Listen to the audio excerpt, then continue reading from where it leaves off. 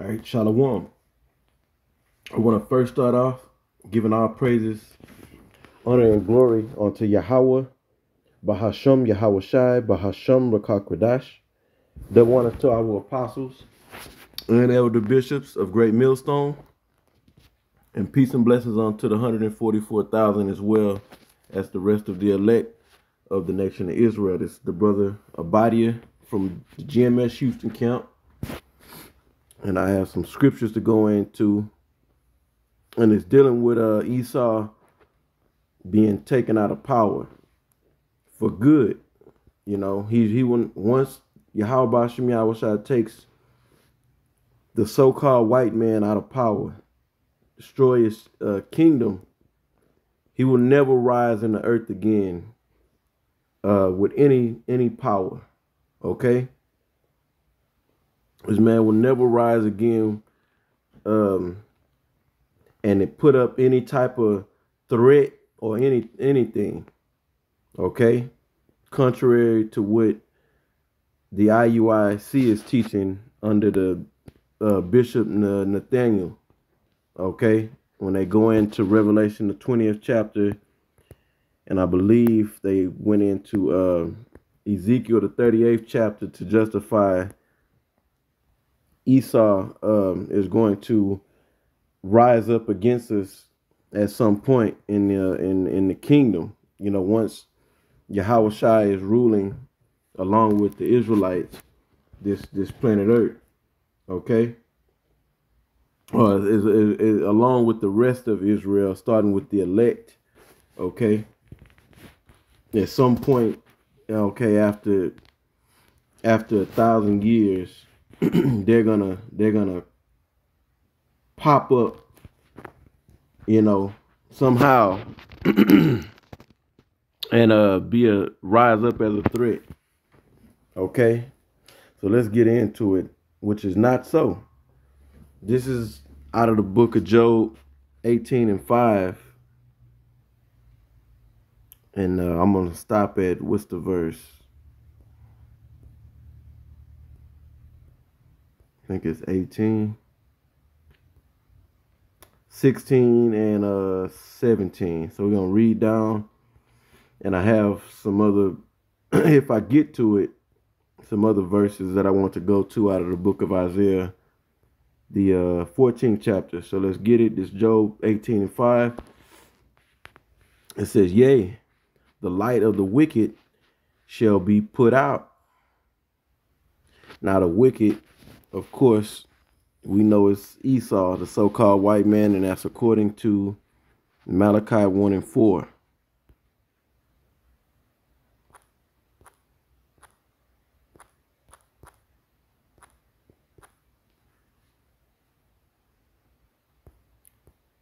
Okay, Malachi chapter 1,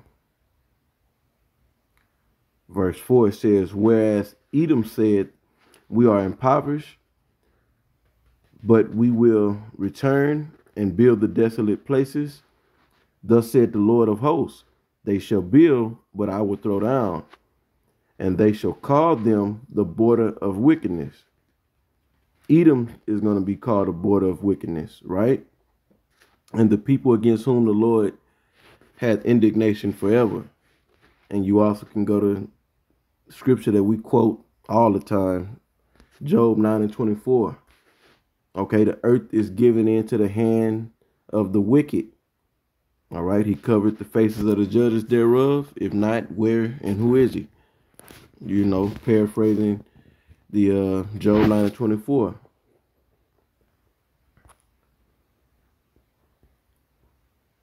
All right, so it said, yeah, the light of the wicked shall be cut off. Now, Esau's light really is darkness. Okay, but you know, he has records that us as well as the other nations don't have access to. And then the Most High has raised this man up with a great amount of wisdom and understanding to set up this kingdom. You know, he gave the knowledge to the Germans to come up with the missile, this the atom bomb, how to split an atom. You know, we got the atom bomb, you had the hydrogen bomb, all the way up into what we have now, the nuclear warheads. All right, nuclear missiles.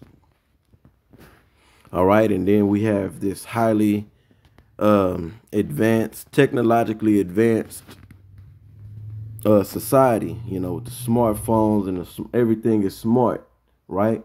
Nanotechnology. Okay, but it's all geared towards wickedness.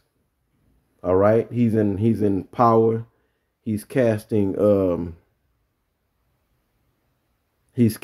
out his information as if it is light, but it's really darkness, as it is, you know, profitable, life thriving, but it's really unprofitable, and it actually pushes forth debt.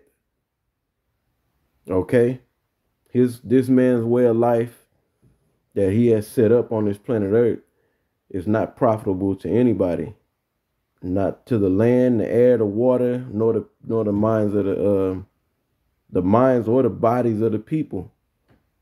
He's a vessel of destruction, as it says in Romans the 9th chapter. He created one vessel, really going into Jacob and Esau. The one vessel unto honor and one unto dishonor. Okay, this man was the vessel unto dishonor. You know, and he has nothing but a destructive nature. Okay, so what Esau has going on in the earth, as far as flooding the earth with his information, him being able to control the narrative, all right, and the flow of information, and pretty much the earth is operating under his energy, his philosophy, right? The banking is based off of how he set it up.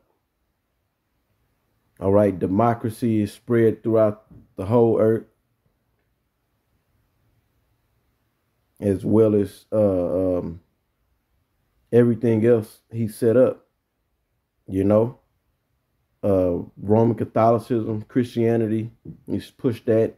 Islam is really just one of the daughters of Christianity. All right. So it said, yea, the light of the wicked shall be put out, and the spark of his fire shall not shine. And that's forever. Once the Most High take his influence out of the earth, it'll never come back. It says the light shall be dark in his tabernacle, and that's happening right now. The Most High is dimming the light in his house or in his tabernacle.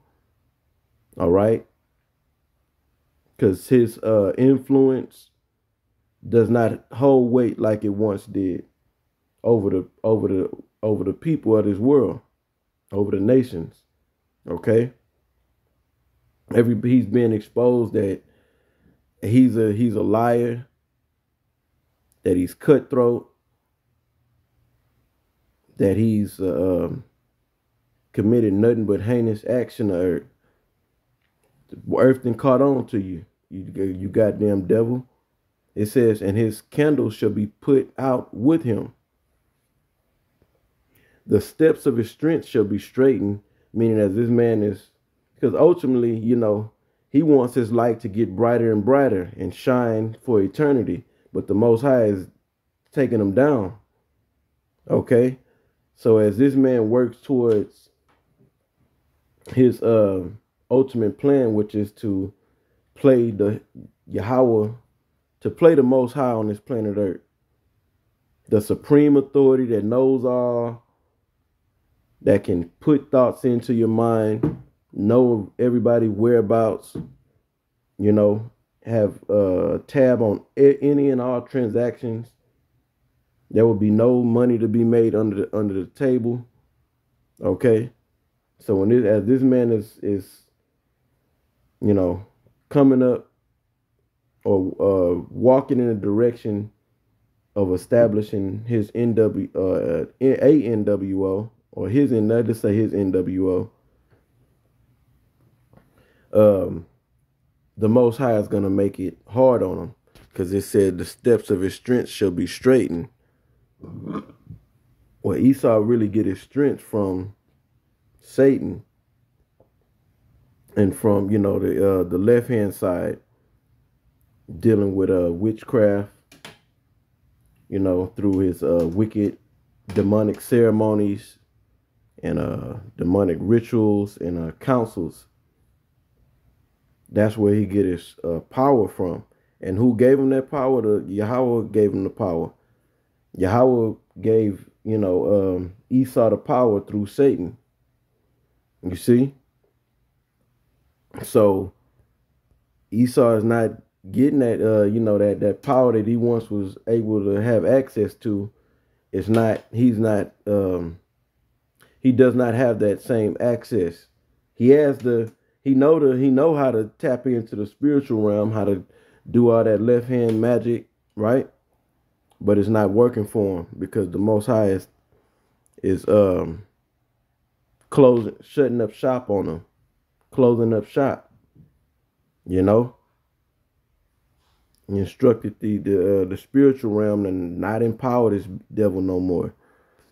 All right, I'm looking up this word straighten.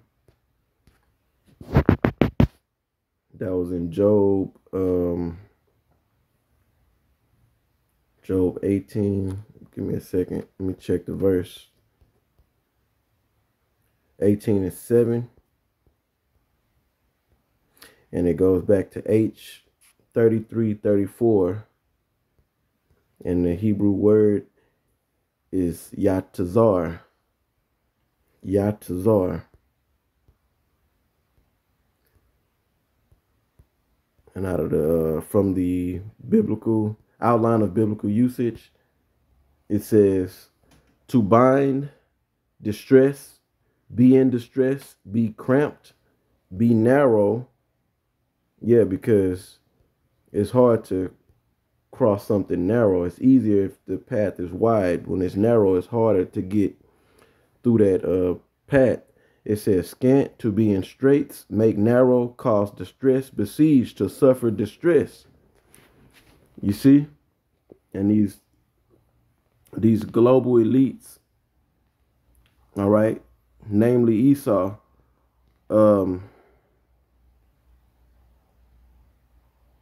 because you got elites of the other nations as well that are in bed with Esau. But Esau's the top dog, right? And as he gets closer to trying to establish his NWO, the Most High is stressing him out. He's wearying them in his counsels, all right, where they're seeking answers and looking for power to move forward. And Isaiah the 47th chapter, towards the end of the chapter, is a good chapter to go into it that talks about that. So let's go back to the verse. It said in Job 18 and I was at verse 7. It says, the steps of his strength shall be straightened. So the Most High is putting him in positions of difficulty, which is bringing stress, was bringing a headache upon this man. It says, and his own counsel shall cast them down, because they're having there's infighting going on. There's people that are insiders that are blowing the whistle on their plans. And ultimately, Esau, the Most High gave Esau the knowledge and understanding to create this weapon technology, namely the nuclear missile. And Esau thinks that's gonna cement his plan. The MOTB, along with that nuclear destruction. you know. But the Most High is going to use that to destroy him. So he's going to actually destroy himself, because they had to come up, they had to counsel and, you know, and plan within the council, those councils, different councils that they've had to um, come up with the, you know, the missile technology and what they're going to use it for. Okay? All this stuff is ultimately Esau's plans are going to backfire on him. It says, for he is cast into a net by his own feet, and he walketh upon a snare. You see? Esau created the missiles for his own destruction. And he created them in his mind so that he can, dominate this earth and destroy and reduce the population, It says, the gin shall take him by the heel, and the robber shall prevail against him. The snare is laid for him in the ground, and a trap for him in the way. Terror shall make him afraid on every side, and shall drive him to his feet. It says, his strength shall be hunger bitten, and destruction shall be ready at his side. So all this is pretty much saying the same thing. It's just being expressed in a different parabolic forms. It says, it shall devour the strength of his skin. Even the firstborn of death shall devour his strength. Verse 14, it says, his confidence shall be rooted out of his tabernacle. Yeah. And the Most High is messing with this man's confidence right now. All the way until Yahushua return and put chains on the ruling class of Edom, which are the international bankers. Okay? And then they will see where their confidence is at that point. It's going to be completely shattered. You go from running the world to having over half the wealth of the possession, or how do I say it? Salakia, forgive me. He has over half of the earth's wealth, or it may be more. Okay? And he's going to be brought from that to nothing with chains on. So how can you have confidence in a state like that? It shall bring him to the king of terrors, which is the king of terrors is Yahweh, Yahushai. Okay? It says, it shall dwell in his tabernacle, because it is none of his. Brimstone shall be scattered upon his habitation. That's that destruction, that nuclear destruction. Okay? His roots shall be dried up beneath. You see that? So the Most High is going to uproot this man, because when you uproot a tree from there, you take the roots out the ground, that tree can't grow back. Okay? Another seed will have to be planted in that place, and that seed would have to take root in the soil in order for there to be growth. But that's not going to happen. Okay? His roots shall be dried up beneath, and above shall his branch be cut off. It's showing you that this man will not rise back up to power. Okay, it says his remembrance shall perish from the earth, and he shall have no name in the streets. Right now, Esau has his name all over the earth. Okay? He's the scriptures tell us in Psalm 49 and 11 that he named the lands after himself. I'm roughly paraphrasing. And that's just what he's done. He's also erected monuments, okay, all over the world, especially here in Babylon the Great. of himself. Supposed to be great, heroic people, but they're nothing but murderers, all right, thieves.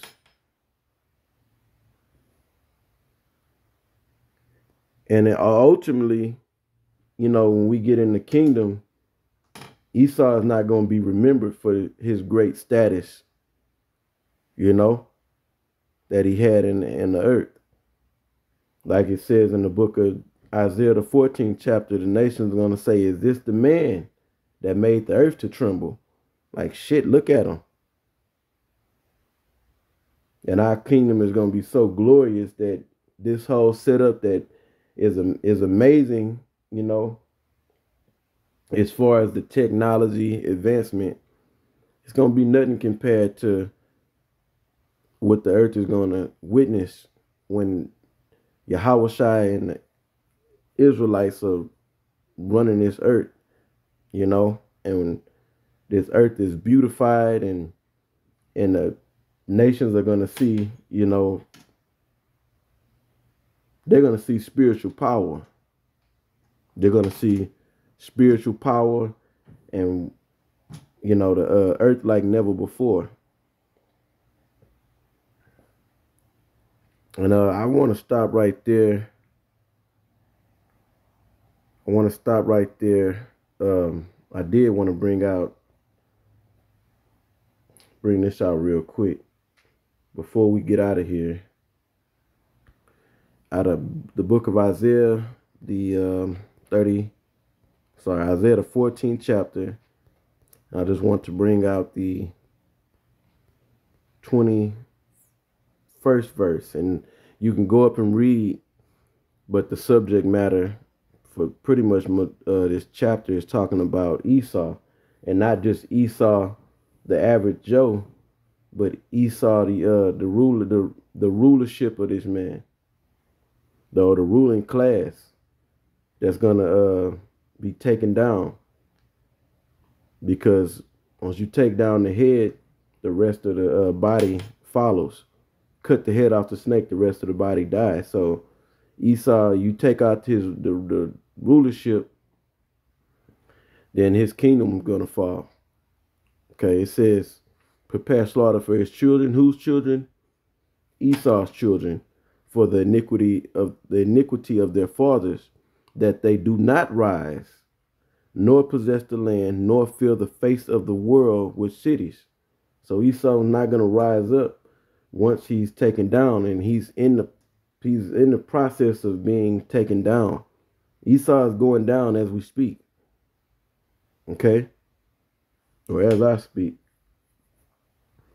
So I'm going to close the video right there. Lord willing, it was edifying. And until the next one, I say shalom.